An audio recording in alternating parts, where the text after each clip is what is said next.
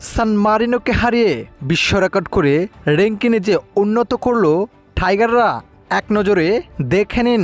দর্শক, প্রথমবারের মতো ইউরোপের মাটিতে সান মারিনের মতো দলকে হারিয়ে বিশ্ব রেকর্ড করলো বাংলাদেশ দল।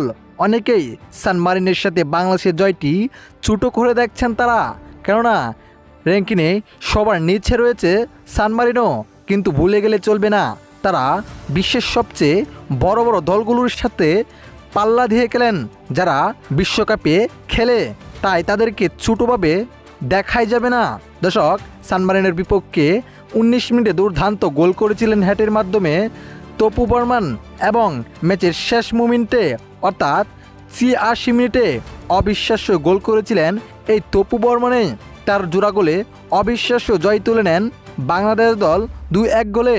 যাই হোক, সান মারিনোকে হারিয়ে র্যাঙ্কিংয়ে এক ধাপ এগিয়ে আসলো বাংলাদেশ, যেখানে আগে র্যাঙ্কিংয়ে ছিল বাংলাদেশ ১৮১ নম্বরে, তবে ১৮১ নম্বরকে টপকে ১৮০ নম্বরে চলে এসেছে বাংলাদেশ দল। সামনের ম্যাচগুলোতেও যদি বাংলাদেশ জয় চিনিয়ে নিতে পারে তাহলে র্যাঙ্কিংয়ে আরও উন্নত করতে পারবে হামজা চৌধুরীরা।